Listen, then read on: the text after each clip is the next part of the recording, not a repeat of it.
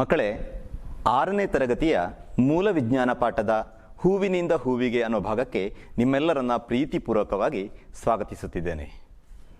ಹೂಗಳು ಮತ್ತು ಹೂತೋಟಗಳು ಅಂತ ಹೇಳಿದರೆ ನಮಗೆಲ್ಲರಿಗೂ ಕೂಡ ಇಷ್ಟ, ಹೌದಲ್ಲ? ಹೌದು. ನಾವು ಹಲವಾರು ರೀತಿಯ ಹೂಗಳನ್ನು ಕಂಡಿದ್ದೇವೆ, ಹೂತೋಟಗಳನ್ನು ನೋಡಿದ್ದೇವೆ. ಹೂಗಳನ್ನು ಇಷ್ಟಪಡದವರು ಯಾರೂ ಇಲ್ಲ ಅಲ್ಲ.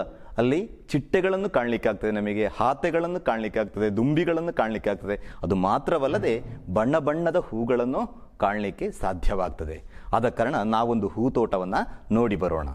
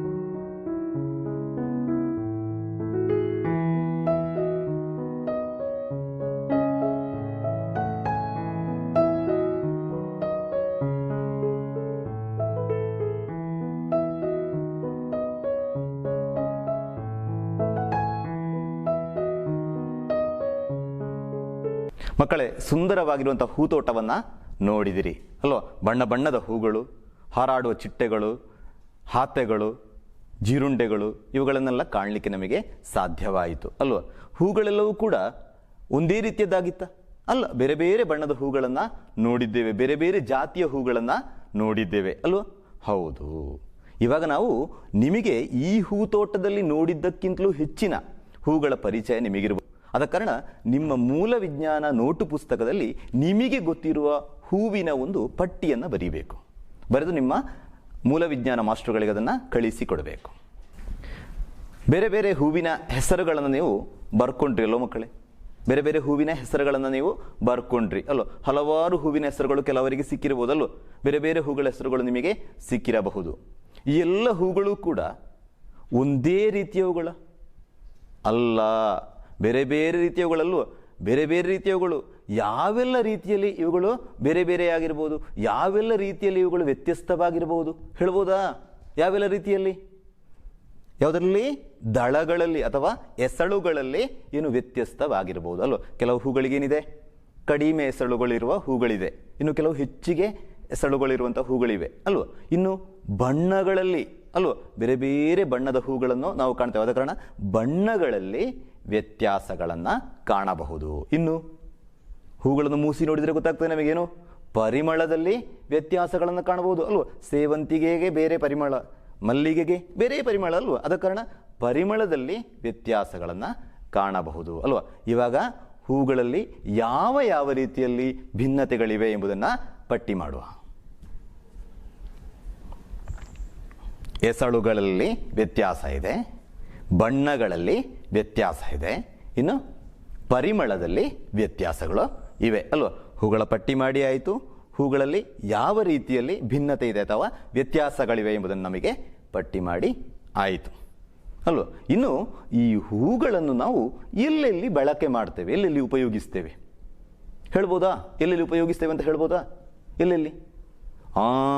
ವೇದಿಕೆಗಳನ್ನು ಅಲಂಕರಿಸುವಂಥ ಸಂದರ್ಭಗಳಲ್ಲಿ, ಡೆಕೋರೇಷನ್ ಮಾಡುವಾಗಲೂ ಈ ಹೂಗಳನ್ನು ನಾವು ಬಳಕೆ ಮಾಡ್ತೇವೆ. ಮತ್ತು ಮದುವೆ ಸಂದರ್ಭಗಳಲ್ಲಿ ಅಲ್ವ, ಮದುವೆ ಸಂದರ್ಭಗಳಲ್ಲಿ ಕಾರುಗಳನ್ನು ಡೆಕೋರೇಷನ್ ಮಾಡುವಾಗ ನಾವು ಹೂಗಳನ್ನು ಬಳಕೆ ಮಾಡ್ತೇವೆ. ಮತ್ತು ಓಣಂ ಹಬ್ಬಕ್ಕೆ ಹೂ ರಂಗವಲ್ಲಿ ಹಾಕುವಾಗ ನಾವೇನು ಮಾಡ್ತೇವೆ? ಹೂಗಳನ್ನು ಬಳಕೆ ಮಾಡ್ತೇವೆ. ಪೂಜೆಗಳಲ್ಲಿ ಹೂಗಳನ್ನು ಬಳಕೆ ಮಾಡ್ತೇವೆ. ಮತ್ತು ಮುಡಿಲಿಕ್ಕೆ ಹೇಗೂ ಬಳಕೆ ಮಾಡ್ತಾರಲ್ವ. ಹೀಗೆ ನಾನಾ ಸಂದರ್ಭಗಳಲ್ಲಿ ನಾವು ಹೂಗಳನ್ನು ಬಳಕೆ ಮಾಡ್ತೇವೆ.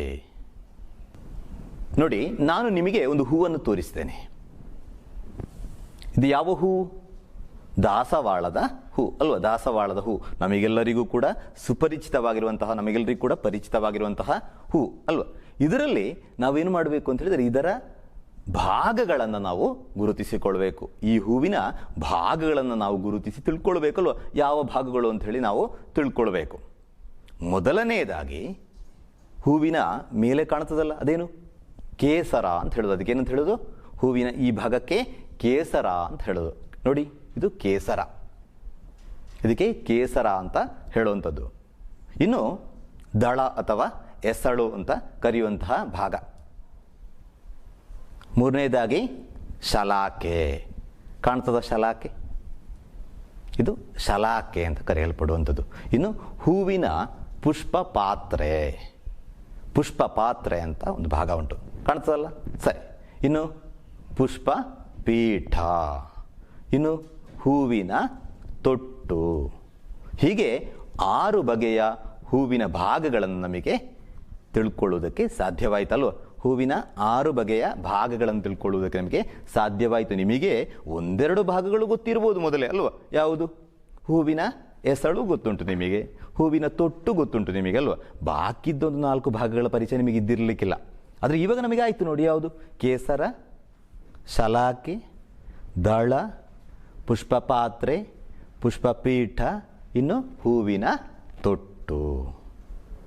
ಈ ಭಾಗಗಳು ಸುಮ್ಮನೆ ಇರುವುದಲ್ಲ, ಇವುಗಳಿಗೆ ಕೆಲಸಗಳಿವೆ, ಇವುಗಳಿಗೆ ಕಾರ್ಯಗಳಿವೆ, ಇವುಗಳು ಮಾಡುವ ಕೆಲಸಗಳಿವೆ. ಏನು ಅಂತ ತಿಳ್ಕೊಳ್ಬೇಕು ನಮಗಲ್ವ. ಈ ಹೂವಿನ ಭಾಗಗಳ ಕೆಲಸಗಳು ಏನು ಅಂತ ನಾವು ತಿಳ್ಕೊಳ್ಬೇಕಲ್ವ. ಏನು ನೋಡುವ. ಮೊದಲನೆಯದಾಗಿ ಹೂವಿನ ಕೇಸರ. ಕೇಸರದ ಕೆಲಸ ಏನು? ಕೇಸರ ಹೂವಿನ ಗಂಡು ಪ್ರತ್ಯುತ್ಪಾದನಾ ಅಂಗ. ಹೂವಿನ ಗಂಡು ಪ್ರತ್ಯುತ್ಪಾದನಾ ಅಂಗವಾಗಿದೆ ಮಕ್ಕಳೇ ಹೂವಿನ ಕೇಸರ. ಇನ್ನು ಹೂವಿನ ದಳ ಅಥವಾ ಎಸಳು, ಏನದರ ಕಾರ್ಯ? ಹೂವಿಗೆ ಪರಿಮಳವನ್ನು ಕೊಡ್ತದೆ, ಹೂವಿಗೆ ಬಣ್ಣವನ್ನು ಕೊಡ್ತದೆ, ಮತ್ತು ಹೂವಿಗೆ ಆಕರ್ಷಣೆಯನ್ನು ಕೊಡ್ತದೆ ಅಲ್ಲೋ. ಹೂ ನಮಗೆ ಚಂದ ಕಾಣಬೇಕಿದ್ರೆ ಏನು ಬೇಕು? ಹೂವಿನ ಎಸಳುಗಳು ಚಂದ ಕಾಣಬೇಕಲ್ಲೋ. ಆದ ಕಾರಣ ಹೂವಿಗೆ ಅಲಂಕಾರವನ್ನು ಅಥವಾ ಆಕರ್ಷಣೆಯನ್ನು ಕೊಡುವಂಥದ್ದು ಏನಾಗಿದೆ? ಹೂವಿನ ಎಸಳುಗಳಾಗಿವೆ. ಇನ್ನು ಮೂರನೆಯದು ಶಲಾಕೆ. ನೋಡಿ, ಯಾವಾಗ ನಾವು ಗಂಡು ಭಾಗ ಅಂತ ಹೇಳಿದ್ದೆ ಯಾವುದನ್ನು? ಕೇಸರವನ್ನು. ಶಲಾಕೆ ಹೂವಿನ ಹೆಣ್ಣು ಭಾಗ. ಶಲಾಕೆ ಅನ್ನೋದು ಹೂವಿನ ಹೆಣ್ಣು ಭಾಗ. ಇನ್ನು ನಾಲ್ಕನೆಯದು ಪುಷ್ಪ ಪಾತ್ರೆ. ನಾಲ್ಕನೇದು ಏನು ಮಕ್ಕಳೇ? ಪುಷ್ಪ ಪಾತ್ರೆ. ನೋಡಿ, ಪುಷ್ಪ ಪಾತ್ರೆ ಏನು ಮಾಡ್ತದೆ ಅಂತ ಹೇಳಿದರೆ, ಹೂವು ಮೊಗ್ಗಾಗಿರುವಾಗ ಅದಕ್ಕೆ ಬಾಕಿದ್ದ ಜೀವಿಗಳಿಂದ ರಕ್ಷಣೆಯನ್ನು ಕೊಡ್ತದೆ. ಹೂವು ಮೊಗ್ಗಾಗಿರುವಾಗ ಅದನ್ನು ಅಮುದಿ ಹಿಡಿದು ಏನು ಮಾಡ್ತದೆ? ಅದಕ್ಕೆ ರಕ್ಷಣೆಯನ್ನು ಕೊಡ್ತದೆ. ನೋಡಿ, ನಾಲ್ಕನೇ ಭಾಗ ಯಾವುದು ಮಕ್ಕಳೇ? ಹೂವಿನ ಪುಷ್ಪ ಪಾತ್ರೆ. ಇದು ಹೂವಿಗೆ ಮೊಗ್ಗಾಗಿರುವಾಗ ಬಾಕಿದ್ದ ಜೀವಿಗಳಿಂದ ರಕ್ಷಣೆಯನ್ನು ಕೊಡುವಂತಹ ಕೆಲಸವನ್ನು ಮಾಡ್ತದೆ. ಮತ್ತು ಹೂ ಅರಳಿದಾಗ ಹೂವಿನ ದಳಗಳಿಗೆ ಆಧಾರವಾಗಿ ನಿಲ್ತದೆ. ಈ ಕೆಲಸವನ್ನು ಮಾಡೋದು ಯಾರು? ಹೂವಿನ ಪುಷ್ಪ ಪಾತ್ರೆ ಅನ್ನುವ ಭಾಗ. ಇನ್ನು ಪುಷ್ಪ ಪೀಠ. ಪೀಠ ಅಂತ ಹೇಳಿದಾಗ ನಮಗೆ ಗೊತ್ತಾಗ್ತಾ ಏನು, ಕೂತುಕೊಳ್ಳುವ ಜಾಗ ಅಲ್ವಾ. ಕೂತುಕೊಳ್ಳುವ ಜಾಗಕ್ಕೆ ನಾವು ಪೀಠ ಅಂತ ಹೇಳ್ತೇವೆ ಅಲ್ವಾ. ಇಲ್ಲಿ ಪುಷ್ಪ ಪೀಠ ಅನ್ನುವ ಜಾಗ ಹೂ ಕೂತುಕೊಳ್ಳುವ ಜಾಗ. ಹೂ ಕೂತುಕೊಳ್ಳುವ ಜಾಗವನ್ನು ನಾವು ಪುಷ್ಪ ಪೀಠ ಅಂತ ಹೇಳ್ತೇವೆ. ಇನ್ನು ಕೊನೆಯದಾಗಿ ನಿಮಗೆಲ್ಲರಿಗೂ ಕೂಡ ಗೊತ್ತಿರುವಂಥದ್ದು ಹೂವಿನ ತೊಟ್ಟು. ಹೂವಿನ ತೊಟ್ಟಿನ ಕಾರ್ಯ ಏನು? ಹೂವನ್ನು ಸಸಿಯೊಂದಿಗೆ ಜೋಡಿಸುವಂತಹ ಕೆಲಸವನ್ನು ಮಾಡ್ತದೆ. ಹೂವನ್ನು ಸಸಿಯೊಂದಿಗೆ ಜೋಡಿಸುವಂತಹ ಕೆಲಸವನ್ನು ಮಾಡೋದು ಹೂವಿನ ತೊಟ್ಟು. ನೋಡಿ ಮಕ್ಕಳೇ, ಹೂವಿನ 6 ಭಾಗಗಳ ಪರಿಚಯ ನಮಗೆ ಆಯಿತು. ಭಾಗಗಳ ಕಾರ್ಯಗಳನ್ನು ಕೂಡ ನಾವು ತಿಳ್ಕೊಂಡಾಯ್ತಲ್ವ. ಇನ್ನೇನು ಮಾಡಬೇಕು? ನಿಮ್ಮ ನೋಟು ಪುಸ್ತಕದಲ್ಲಿ ಹೂವಿನ ಚಿತ್ರವನ್ನು ಬಿಡಿಸಿ ಅದರ ಭಾಗಗಳನ್ನು ನೀವು ಗುರುತಿಸಿಕೊಳ್ಬೇಕು. ನೋಟು ಪುಸ್ತಕದಲ್ಲಿ ಹೂವಿನ ಚಿತ್ರವನ್ನು ಬಿಡಿಸುವುದರೊಂದಿಗೆ ಅದರ ಭಾಗಗಳನ್ನು ಗುರುತಿಸಿಕೊಳ್ಬೇಕು. ನೋಡಿ, ನಿಮ್ಮ ಅಭ್ಯಾಸ ಪುಸ್ತಕದಲ್ಲಿ ಹೂವಿನ ಭಾಗಗಳ ಹೆಸರುಗಳನ್ನು ಕೊಟ್ಟಿದ್ದಾರೆ. ಅದರ ಎದುರಿಗೆ ಕೆಲವು ಅವುಗಳ ಕಾರ್ಯಗಳನ್ನು ಕೂಡ ಕೊಟ್ಟಿದ್ದಾರೆ. ಪೆನ್ಸಿಲನ್ನು ಉಪಯೋಗಿಸಿಕೊಂಡು ಅದನ್ನು ಸರಿಹೊಂದಿಸುವ ಕಾರ್ಯವನ್ನು ಮಾಡಬೇಕು. ನೋಡಿ, ಇಲ್ಲಿ ಕಾಣ್ತದೆ, ನಿಮಗೆ ಡಿಸ್ಪ್ಲೇಯಲ್ಲಿ ಕಾಣ್ತದೆ. ಹೂವಿನ ಭಾಗಗಳನ್ನು ಕಾಣಬಹುದು. ಅದೇ ರೀತಿಯಲ್ಲಿ ಹೂವಿನ ಭಾಗಗಳ ಕಾರ್ಯಗಳನ್ನು ಕಾಣಬಹುದು. ಅವುಗಳನ್ನು ನೀವು ಸರಿಹೊಂದಿಸಬೇಕು. ಸರಿಹೊಂದಿಸಿ ನಿಮ್ಮ ಕ್ಲಾಸು ಮೂಲ ವಿಜ್ಞಾನ ಅಧ್ಯಾಪಕರುಗಳಿಗೆ ನೀವು ಕಳುಹಿಸಿಕೊಡಬೇಕು. ನಾವು ಇದುವರೆಗೆ ಹೂವಿನ ಪಟ್ಟಿಯನ್ನು ಮಾಡಿ ಆಯಿತು, ಹೂಗಳ ಕಾರ್ಯಗಳನ್ನು ನೋಡಿ ಆಯಿತು, ಹೂಗಳಕ್ಕಿಂತ ಒಂದು ಯಾವ ರೀತಿಯಲ್ಲಿ ಭಿನ್ನತೆಯಲ್ಲಿ ಕೂಡಿಕೊಂಡಿದೆ ಎಂಬುದನ್ನು ನೋಡಿ ಆಯಿತು. ಇನ್ನು ಹೂಗಳ ಬಗ್ಗೆ ನಾವು ಇನ್ನೂ ಕೆಲವು ವಿಚಾರಗಳನ್ನು ತಿಳ್ಕೊಳ್ಳುವುದಕ್ಕಿದ್ದೇವೆ. ಹಲವಾರು ಬಗೆಯ ಸಸ್ಯಗಳನ್ನು ನೀವು ನೋಡಿದ್ದೀರಿ. ಹಲವಾರು ಬಗೆಯ ಸಸ್ಯಗಳ ಪರಿಚಯ ನಿಮಗಿದೆ ಮಕ್ಕಳೇ. ಆವಾಗ ಈ ಸಸ್ಯಗಳಲ್ಲಿ ಹಣ್ಣು ಮತ್ತು ಕಾಯಿಯಾಗುವ ಭಾಗ ಯಾವುದು ಮಕ್ಕಳೇ? ಸಸ್ಯಗಳಲ್ಲಿ ಹಣ್ಣು ಮತ್ತು ಕಾಯಿಯಾಗುವ ಭಾಗ ಯಾವುದು? ಯಾವುದು ಹೇಳ್ಬೋದಾ? ಯಾವುದಾಗಿರ್ಬೋದು? ಯಾವುದು? ಸರಿ, ಯಾವುದು? ಹೂ ಅಲ್ವಾ. ಹೂ ಏನಾಗ್ತದೆ? ಹೂ ಕಾಯಿ ಆಗ್ತದೆ, ಕಾಯಿ ಹಣ್ಣಾಗ್ತದೆ, ಹಣ್ಣಿನ ಒಳಗಡೆ ಬೀಜವಾಗ್ತದೆ ಅಲ್ವ. ನಮ್ಮ ಮನೆಯ ಅಂಗಳದಲ್ಲಿ ನಾವು ತರಕಾರಿ ಕೃಷಿಗಳನ್ನು ಮಾಡ್ತೇವೆ. ತರಕಾರಿ ಕೃಷಿಗಳನ್ನು ಮಾಡಿದಾಗ ನಮಗೆ ಗೊತ್ತಾಗ್ತಲ್ವ, ಬೆಂಡೆಕಾಯಿ ಕೃಷಿ ಮಾಡಿದರೆ ಮೊದಲಿಗೆ ಹೂ ಬಿಡ್ತದೆ, ಮತ್ತು ಕಾಯಿ ಆಗ್ತದೆ, ಮತ್ತು ಸ್ವಲ್ಪ ಬೆಳೆಯುತ್ತದೆ ಅಲ್ವ, ಅದರೊಳಗೆ ಬೀಜವಾಗ್ತದೆ ಅಲ್ವ. ಆದ ಕಾರಣ ಹಣ್ಣು ಮತ್ತು ಬೀಜಗಳು ನಡೆಯುವುದು ಹೂವಿನಲ್ಲಿ ಅಂತ ಗೊತ್ತಾಗಿದೆ ನಮಗೆ. ಇದು ಬೆಂಡೆಕಾಯಿಯಲ್ಲಿ ಮಾತ್ರ ಅಲ್ಲ, ಹೆಚ್ಚಿನ ಎಲ್ಲ ಮರಗಳಲ್ಲಿಯೂ, ಎಲ್ಲ ಗಿಡಗಳಲ್ಲಿಯೂ, ಎಲ್ಲ ಸಸ್ಯಗಳಲ್ಲಿಯೂ ಅಲ್ವ ಈ ರೀತಿಯಲ್ಲೇ ನಡೆಯುವಂಥದ್ದು ಅಂತ ನಮಗೆ ಗೊತ್ತುಂಟು. ಇನ್ನು ಬೀಜದ ಕಾರ್ಯ ಏನು? ಬೀಜ ಯಾಕೆ ಬೇಕು? ಈ ಹಣ್ಣುಗಳಲ್ಲೆಲ್ಲ ಬೀಜ ಯಾಕೆ ಬೇಕು? ನೋಡಿ, ನಮ್ಮ ಮನೆಗೆ ಪೇಟೆಯಿಂದ ನಮ್ಮ ಅಪ್ಪ ಅಮ್ಮ ಎಲ್ಲ ನಮಗೆ ಮಾವಿನ ಹಣ್ಣು ತರ್ತಾರೆ, ಬೇರೆ ಆ್ಯಪಲ್ ತರ್ತಾರೆ ಅಲ್ವ. ಇವುಗಳನ್ನು ನಾವು ತಿಂತೇವೆ ಅಲ್ವ. ತಿಂದು ಅದು ಒಳ್ಳೆ ರುಚಿಕರವಾಗಿದ್ರೆ ಏನು ಮಾಡ್ತೇವೆ? ಅವುಗಳ ಬೀಜವನ್ನು ಕೊಂಡು ಹೋಗಿ ಒಂದು ಲಕೋಟೆಯಲ್ಲಿ ಮಣ್ಣು ತುಂಬಿಸಿ ಅದರಲ್ಲಿ ಹಾಕಿಡ್ತೇವೆ. ನಾವು ತಿಂದಿರುವ ರುಚಿಕರವಾದ ಹಣ್ಣಿನ ಹೊಸ ಗಿಡ ಆಗಬೇಕು ಅನ್ನೋ ಉದ್ದೇಶದಿಂದ ನಾವು ಮಣ್ಣು ತುಂಬಿಸಿ ಲಕೋಟೆಯಲ್ಲಿ ಬೀಜವನ್ನು ಹಾಕಿಟ್ಟು ಹೊಸ ಗಿಡವನ್ನು ಮಾಡ್ತೇವೆ. ಆದ ಕಾರಣ ನಮಗೆ ಬೀಜದ ಕಾರ್ಯ ಏನು ಅಂತ ಅರ್ಥ ಆಯ್ತು ನಮಗೆ. ಏನು? ಹೊಸ ಗಿಡಗಳಾಗಬೇಕಿದ್ರೆ ಬೀಜ ಬೇಕು. ಒಂದು ಮರದ ಹೊಸ ಗಿಡಗಳಾಗಬೇಕಿದ್ರೆ ಬೀಜ ಬೇಕು. ಈಗ ಇದುವರೆಗೆ ಕಲಿತಿರುವ ಎಲ್ಲ ವಿಚಾರಗಳೊಮ್ಮೆ ಮರುನೆನಪಿಸಿಕೊಂಡಾಗ ಹೂವಿನ ಕಾರ್ಯ ಏನು ಅಂತ ನಮಗೆ ಗೊತ್ತಾಯಿತು. ಗೊತ್ತಾಗಿದೆಲ್ಲ, ಹೂವಿನ ಕಾರ್ಯ ಏನು? ಹೂಗಳಿಂದ ಫಲಗಳು ಉಂಟಾಗುವುದೆಂದು, ಫಲದೊಳಗಿನ ಬೀಜಗಳು ಮೊಳೆತು ಸಸಿಗಳು ಉಂಟಾಗುವುದೆಂದು ತಿಳಿದಿದೆಯಲ್ವೇ? ಜೀವವರ್ಗವು ಅವುಗಳ ನಿರಂತರತೆಯನ್ನು ಕಾಯ್ದುಕೊಳ್ಳುವ ಹೊಸ ಪೀಳಿಗೆಯನ್ನು ಉತ್ಪಾದಿಸುವ ಪ್ರಕ್ರಿಯೆ ಪ್ರತ್ಯುತ್ಪಾದನೆ. ಸಸ್ಯಗಳಲ್ಲಿ ಪ್ರತ್ಯುತ್ಪಾದನೆ ಎಂಬ ಕಾರ್ಯವನ್ನು ನಿರ್ವಹಿಸುವವುಗಳು ಹೂಗಳಾಗಿವೆ. ಹೂವುಗಳು ಸಸ್ಯಗಳ ಲೈಂಗಿಕ ಅವಯವಗಳಾಗಿವೆ. ನೋಡಿ, ಹೂವಿನ ಕಾರ್ಯ ಏನು ಅಂತ ಗೊತ್ತಾಯ್ತು ನಮಗೆ. ಏನು? ಹೂಗಳಲ್ಲಿ ಹಣ್ಣಾಗ್ತದೆ, ಹಣ್ಣುಗಳು ಬೀಜವಾಗ್ತದೆ, ಬೀಜಗಳಿಂದ ಹೊಸ ಗಿಡಗಳು ಹುಟ್ಟಿಕೊಳ್ತವೆ ಅಂತ ಗೊತ್ತಾಯಿತು. ನಮ್ಮ 5ನೇ ಕ್ಲಾಸಿನ ಪಾಠದಲ್ಲಿ ನಾವು ಪ್ರತ್ಯುತ್ಪಾದನೆ ಅನ್ನುವ ಪದವನ್ನು ಕೇಳಿದ್ದೇವೆ ಅಲ್ವ? ಹೌದಲ್ವ? 5ನೇ ಕ್ಲಾಸಿನ 4ನೇ ಪಾಠ ಅಲ್ವ, ಬೀಜದೊಳಗಿನ ಜೀವ ಅಂತ. ಅದರಲ್ಲಿ ನಾವು ಈ ಪ್ರತ್ಯುತ್ಪಾದನೆ ಅನ್ನುವ ಪದವನ್ನು ಕೇಳಿದ್ದೇವಲ್ವ. ಪ್ರತ್ಯುತ್ಪಾದನೆ ಅಂತ ಹೇಳಿದ್ರೆ ಏನು? ಒಂದು ಗಿಡದಿಂದ ಹೊಸ ಗಿಡ ಉತ್ಪಾದನೆಯಾಗುವುದು ಅಲ್ವ. ಒಂದು ಗಿಡದಿಂದ ಹೊಸ ಗಿಡ ಉತ್ಪಾದನೆಯಾಗುವುದು. ಅದರಲ್ಲಿ ಎರಡು ಥರದ ಪ್ರತ್ಯುತ್ಪಾದನೆಗಳನ್ನು ಕೇಳಿದ್ದೇವೆ. ಯಾವುದೆಲ್ಲ? ಒಂದು ಲೈಂಗಿಕ ಪ್ರತ್ಯುತ್ಪಾದನೆ, ಇನ್ನೊಂದು ಸಸ್ಯಾಂಗ ಪ್ರತ್ಯುತ್ಪಾದನೆ ಅಂತ ಅಲ್ವಾ. ಲೈಂಗಿಕ ಪ್ರತ್ಯುತ್ಪಾದನೆ ಮತ್ತು ಸಸ್ಯಾಂಗ ಪ್ರತ್ಯುತ್ಪಾದನೆ ಅಂತ ಹೇಳಿ ಎರಡು ಬಗೆಯ ಪ್ರತ್ಯುತ್ಪಾದನೆಗಳನ್ನು ನಾವು ಕೇಳಿದ್ದೇವೆ 5ನೇ ಕ್ಲಾಸಿನ ಪಾಠದಲ್ಲಿ. ಈಗ ಈ ಲೈಂಗಿಕ ಪ್ರತ್ಯುತ್ಪಾದನೆ ಅಂತ ಹೇಳಿದ್ರೆ ಏನು? ಸಸ್ಯದ ಬೀಜದಿಂದ ಹೊಸ ಗಿಡವು ಉತ್ಪಾದನೆಯಾಗುವುದಿದ್ರೆ ಅಥವಾ ಉತ್ಪತ್ತಿಯಾಗುವುದಿದ್ರೆ, ಹುಟ್ಟಿಕೊಳ್ಳುವುದಿದ್ರೆ ಅದನ್ನೇನಂತ ಹೇಳೋದು? ಲೈಂಗಿಕ ಪ್ರತ್ಯುತ್ಪಾದನೆ ಅಂತ ಹೇಳೋದು. ಒಂದು ಸಸ್ಯದ ಬೀಜದಿಂದ ಹೊಸ ಗಿಡವು ಹುಟ್ಟಿಕೊಳ್ಳುವುದಿದ್ರೆ ಅದನ್ನೇನಂತ ಹೇಳೋದು? ಲೈಂಗಿಕ ಪ್ರತ್ಯುತ್ಪಾದನೆ ಅಂತ ಹೇಳೋದು. ಹಾಗಾದರೆ ಸಸ್ಯಾಂಗ ಪ್ರತ್ಯುತ್ಪಾದನೆ ಅಂತ ಹೇಳಿದರೆ, ಸಸ್ಯಾಂಗ ಪ್ರತ್ಯುತ್ಪಾದನೆ ಅಂತ ಹೇಳಿದ್ರೆ ಏನು? ನಮಗೆ ಹೆಸರಿನಲ್ಲೇ ಗೊತ್ತಾಗ್ತದೆ. ಸಸ್ಯಾಂಗ, ಸಸ್ಯ ಅಂಗ, ಅಂಗ ಅಂದ್ರೆ ಏನು? ಸಸ್ಯದ ಶರೀರದಿಂದ ಅಂತ. ಅಂಗ ಅಂದ್ರೆ ಶರೀರ ಅಲ್ವಾ, ಶರೀರದ ಭಾಗದಿಂದ. ಯಾವುದು? ಸಸ್ಯದ ಅಂಗಗಳಾದ ಕಾಂಡ, ಬೇರು, ಎಲೆಗಳಲ್ಲೂ ಇದು ಸಸ್ಯದ ಅಂಗಗಳು.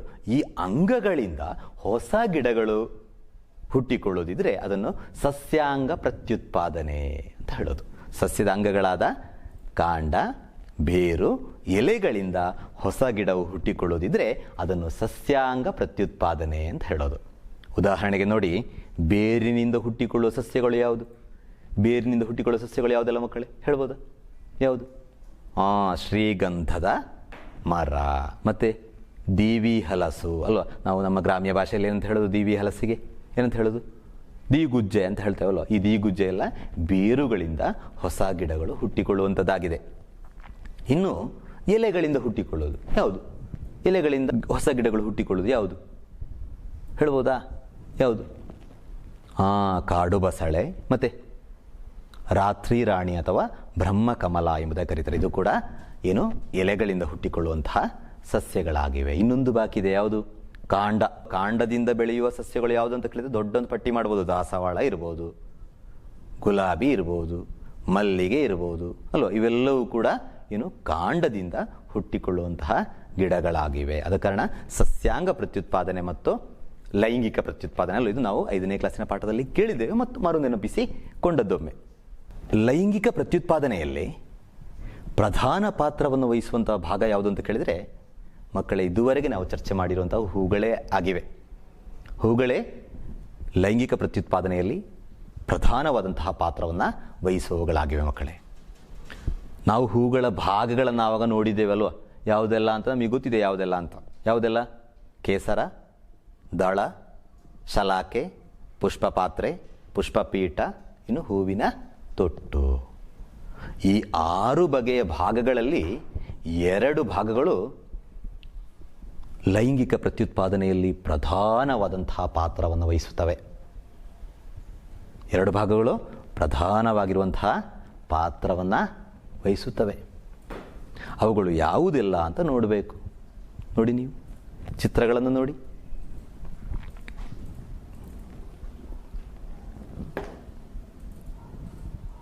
ಯಾವುದು? ಕೇಸರ ಮತ್ತು ಶಲಾಕೆ. ಯಾವುದು? ಕೇಸರ ಮತ್ತು ಶಲಾಕೆ ಎಂಬ ಈ 2 ಭಾಗಗಳು ಲೈಂಗಿಕ ಪ್ರತ್ಯುತ್ಪಾದನೆಯಲ್ಲಿ ಪ್ರಧಾನವಾದಂತಹ ಪಾತ್ರವನ್ನು ವಹಿಸುವಂತಹ ಭಾಗವಾಗಿದೆ ಮಕ್ಕಳೇ.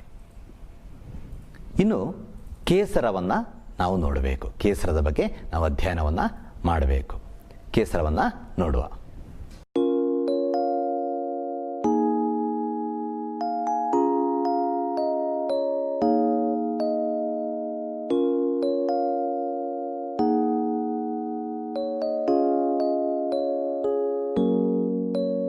ಕೇಸರ, ನೀವು ನೋಡಿ, ದಾಸವಾಳದ ಹೂವನ್ನು ತಗೊಂಡು ಅದರ ಕೇಸರವನ್ನು ಗಮನಿಸಿ. ಹೇಗೆ ಕಾಣ್ತದೆ? ಹಳದಿ ಬಣ್ಣದ ಹುಡಿಯನ್ನು ಕಾಣಬಹುದು. ಅದನ್ನು ನೀವು ಕೈಯಲ್ಲಿ ಮುಟ್ಟಿದರೆ ನಿಮ್ಮ ಕೈಯಲ್ಲಿ ಆ ಹುಡಿಗಳು ಅಂಟಿಕೊಳ್ಳುತ್ತವೆ. ಅವುಗಳನ್ನು ನಮಗೆ ಬರೀ ಕಣ್ಣಿನಿಂದ ಕಾಣಲು ಸಾಧ್ಯವಿಲ್ಲ. ಕೆಲವೊಮ್ಮೆ ಹಳದಿಯಾಗಿ ಕಾಣಬಹುದು, ಕೆಲವೊಮ್ಮೆ ಕಾಣದೇ ಇದ್ರೆ ನಾವೇನು ಮಾಡಬೇಕು? ನಮ್ಮ ಕಳೆದ ಪಾಠದಲ್ಲಿ ನಾವು ನೋಡಿದ್ದೇವೇನು? ಸೂಕ್ಷ್ಮದರ್ಶಕ ಅಥವಾ ಮೈಕ್ರೋಸ್ಕೋಪನ್ನು ಉಪಯೋಗಿಸಿಕೊಂಡು ಅವುಗಳ ನಿರೀಕ್ಷಣೆಯನ್ನು ಮಾಡಬಹುದು. ಇಲ್ಲದಿದ್ದರೆ ಹ್ಯಾಂಡ್ ಲೆನ್ಸ್ಗಳನ್ನು ನೋಡಿ. ಹ್ಯಾಂಡ್ ಲೆನ್ಸ್ ನೋಡಿದ್ದೀರಾ ನೀವು? ನೋಡಿ, ಈ ಥರದ ಹ್ಯಾಂಡ್ ಲೆನ್ಸ್ಗಳನ್ನು ಉಪಯೋಗಿಸಿಕೊಂಡು ನಮಗೆ ಈ ಸೂಕ್ಷ್ಮವಾದಂತಹ ಏನು ಪರಾಗರೇಣುಗಳನ್ನು ನೋಡ್ಬೋದು. ಇವುಗಳಿಗೆ ಪರಾಗರೇಣುಗಳು ಅಂತ ಹೇಳುವಂಥದ್ದು. ಈ ಪರಾಗರೇಣುಗಳನ್ನು ನಮಗೆ ಹ್ಯಾಂಡ್ ಲೆನ್ಸ್ ಅಥವಾ ಸೂಕ್ಷ್ಮದರ್ಶಕವನ್ನು ಉಪಯೋಗಿಸಿಕೊಂಡು ನೋಡಲಿಕ್ಕೆ ಸಾಧ್ಯವಾಗ್ತದೆ. ಇನ್ನು ಈ ಸೂಕ್ಷ್ಮದರ್ಶಕದಲ್ಲಿ ಪರಾಗರೇಣುಗಳು ಯಾವ ರೀತಿಯಲ್ಲಿ ಕಾಣುತ್ತದೆ, ಪರಾಗಕೋಶದಲ್ಲಿರುವ ಪರಾಗರೇಣುಗಳು ಸೂಕ್ಷ್ಮದರ್ಶಕದಲ್ಲಿ ವೀಕ್ಷಣೆ ಮಾಡುವಾಗ ಯಾವ ರೀತಿಯಲ್ಲಿ ಕಾಣುತ್ತೆ ಎಂಬುದನ್ನು ನಾವು ಇವಾಗ ನೋಡುವ.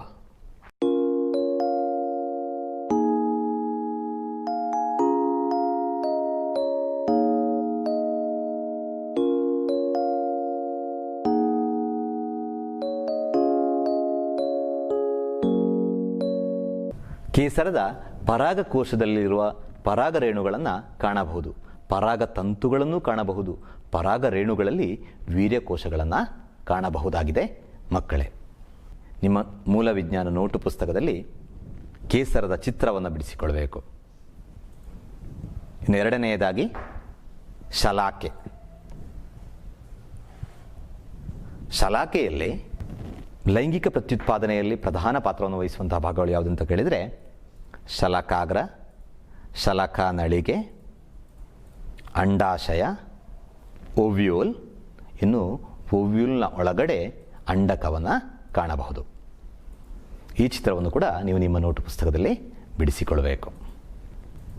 ನಿಮಗೆ ನಾನು ಒಂದು 4 ಬಗೆಯ ಹೂಗಳನ್ನು ತೋರಿಸ್ತೇನೆ ನೋಡಿ ಯಾವುದೆಲ್ಲ ಅಂತ. ಒಂದನೆಯದು ಅರಳಿ ಹೂ, ಎರಡನೆಯದು ಚೀನಿಕಾಯಿ ಹೂ, ಮೂರನೆಯದು ಹಾಗಲಕಾಯಿಯ ಹೂ, ನಾಲ್ಕನೆಯದು ಶಂಖಪುಷ್ಪದ ಹೂ. ಈ ಎಲ್ಲ ಹೂಗಳು ಕೂಡ ಒಂದೇ ರೀತಿಯದ್ದಾಗಿದೆಯಾ? ಇಲ್ಲ. ನೋಡಿ, ಚೀನಿಕಾಯಿಯ 2 ರೀತಿಯ ಹೂಗಳನ್ನು ಕಾಣಬಹುದು. ನಮಗೆ ಚೀನಿಕಾಯಿಯ 2 ರೀತಿಯ ಹೂಗಳನ್ನು ಕಾಣಬಹುದು. ಒಂದರಲ್ಲಿ ಏನಿದೆ? ಕೇಸರ ಇದೆ, ಇನ್ನೊಂದರಲ್ಲಿ ಶಲಾಕೆ ಇದೆ ಅಲ್ಲೋ. ಹಾಗಲಕಾಯಿಯದ್ದು ನೋಡಿ, ಅದೇ ಥರ ಅಲ್ಲ, ಒಂದರಲ್ಲಿ ಕೇಸರ ಇದೆ, ಇನ್ನೊಂದರಲ್ಲಿ ಶಲಾಕೆ ಇದೆ. ಆದರೆ ಶಂಖಪುಷ್ಪ ಮತ್ತು ಅರಳಿ ಹೂವುಗಳನ್ನು ನೋಡಿದ್ರೆ ಅದರಲ್ಲಿ ನೋಡಿ ಒಂದೇ ಹೂವಿನಲ್ಲಿ ಕೇಸರವನ್ನು ಶಲಾಕೆಯನ್ನು ಕಾಣಬಹುದು ಅಲ್ವಾ? ಒಂದೇ ಹೂವಿನಲ್ಲಿ ಕೇಸರವನ್ನು ಶಲಾಕೆಯನ್ನು ಕಾಣಬಹುದು. ಅದೇ ರೀತಿ ನೋಡಿ, ನಾವು ಆವಾಗ ನೋಡಿದ ದಾಸವಾಳ ಕೂಡ ಅಲ್ವಾ? ದಾಸವಾಳದಲ್ಲಿ ಕೂಡ ಹಾಗೆ ಕೇಸರವೂ ಇತ್ತು, ಅದೇ ಹೂವಿನಲ್ಲಿ ಶಲಾಕೆಯೂ ಇತ್ತು ಅಲ್ವ? ಈಗ ನೋಡಿ, ಕೆಳಗೊಂದು ಪಟ್ಟಿಯನ್ನು ಕೊಡ್ತೇನೆ. ಆ ಪಟ್ಟಿಯಲ್ಲಿ ನೀವು ಅವುಗಳನ್ನು ವಿಂಗಡಿಸಿ ಬರಿಬೇಕು. ಒಂದೇ ಹೂವಿನಲ್ಲಿ ಕೇಸರ ಮತ್ತು ಶಲಾಕೆ ಇರುವವುಗಳು, ಶಲಾಕೆ ಮತ್ತು ಕೇಸರಗಳು ಬೇರೆ ಬೇರೆ ಹೂಗಳಲ್ಲಿ ಇರುವವುಗಳು.